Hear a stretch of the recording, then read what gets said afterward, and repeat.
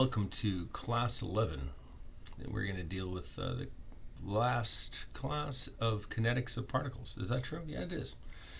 This is impulse and momentum part 2. We're going to deal with impact, and that's in both direct impact and oblique impact. All right, so big idea here is that when particles hit each other, they have a short amount of residence time, right? So that when they meet up, they boom, they compress, and then they bounce off of each other. And that loses some energy. It's an inefficient type of operation. So there's something that happens different between the relative velocity of the two particles before and the ratio of the relative velocities after. And we call that the coefficient of restitution, E. Right? And they like to use these primes right here, but I would just call the one without a prime is the velocity is 1, right? So this is relative velocity before the collision, and the prime we could call that 2, right? So this is the relative velocity after. So this is like the ratio of those relative velocities, except that they're negative. Note that you subtract B from A on the bottom, and you subtract A from B on the top, right? What kind of makes sense? Relative velocity here is going to be the opposite of relative velocity there. We also have oblique impacts, and we notice that it's only we only need to treat when the things are like hitting each other from an angle at each other, so they're not coming directly at each other. They're coming like from two different angles. Like maybe this one's going straight and this was coming at it, just like when you're playing pool. It's actually only in the what we'll call the normal direction right here, right? So we have a line that goes drawn through the center of those, and that's where we have this impact thing, and that's the only relative velocity component that matters in terms of the operation. So the tangential component, if you will, right? So we could break this into, here's the normal components of these, and then we also have a tangential component of those. And the tangential component of the velocity before will equal the tangential velocity after. And that's what we're saying right here. Tangential velocity before equals the tangential velocity after. The tangential component doesn't change. It's only the normal that acts as a collision.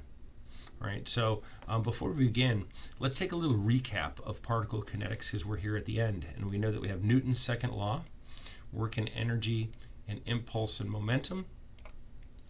And some of the very important things when we look at these equations that really define what the fundamentals of them. You see that Newton's second law has acceleration and has forces in it, right?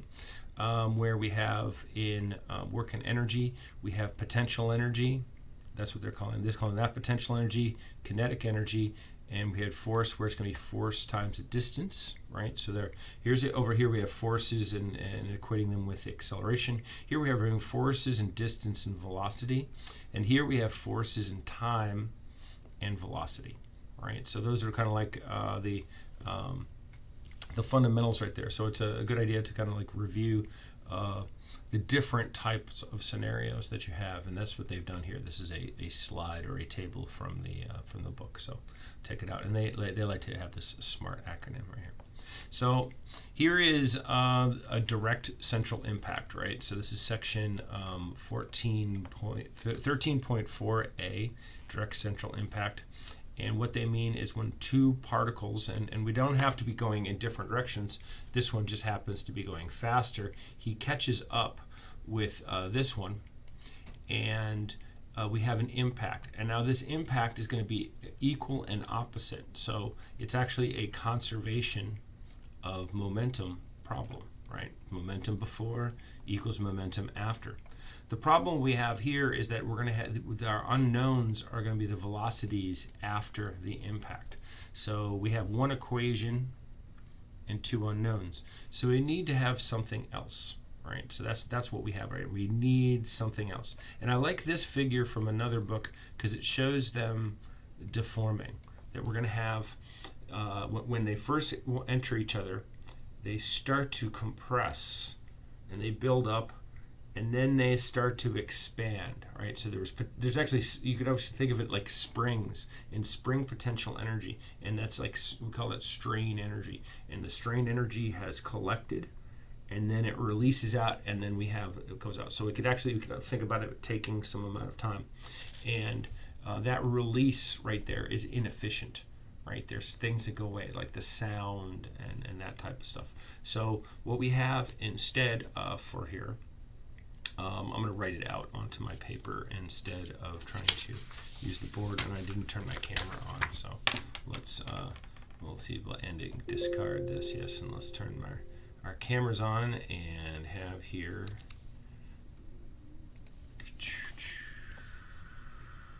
so we have the thing called the coefficient of restitution. Here we introduce the coefficient of restitution, and we could write it in a bunch of different ways. I don't like the one using prime necessarily, so I'm going to try to change that here. So we can say that VB, I'll say 1 minus V, well, I didn't mean to write 1. Already messed it up.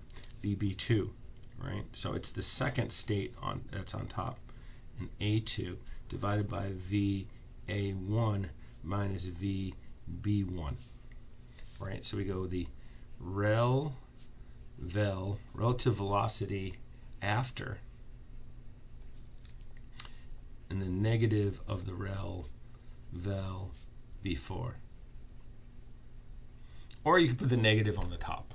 Either way, as long as it's getting the flip-flop, right? A minus B, B minus A, doesn't matter which one you do, right here. And I'm using the prime, I left this as a prime right here, so we can just ignore that right here. We can say that's 2 minus 2, and we can say that this E times VA1 minus VB1. All right, so if you know this is the second equation that you want to use, right? So in the first equation that we'll use is going to be this one in essence, right? But in our 2 dimensions, right in here, the other one that we're going to use is just going to be MVA1 plus MVB1, but you use plus or minus depending on whether they're positive or negative, is going to be MVA2 plus MVB2. 2 equations, 2 unknowns. Most often it's going to be these 2 things that we're going to have to solve for as part of the problem. And we should take a look at the extremes of this coefficient of restitution to get kind of a better idea of what they are. The special case when the coefficient of restitution equals 1, that means that the relative velocity afterwards equals the relative velocity before, except they're just opposite. So it's we call this one perfectly elastic.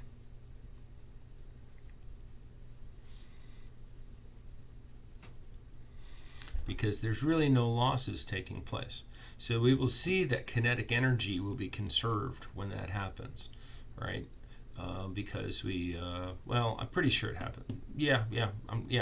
We can even test it out. We can even test that out with numbers, right? We can figure out what the velocities are before, and then you get 1/2 mv squared, right?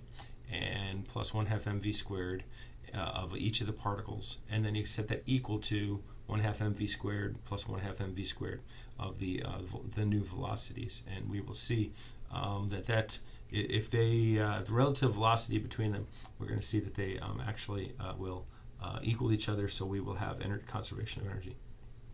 So let me take a look and see how long the video is right here, and see if we want to do an example. I think I'm going to break it into an example. I'll break it into a separate video. So there you go. See you soon.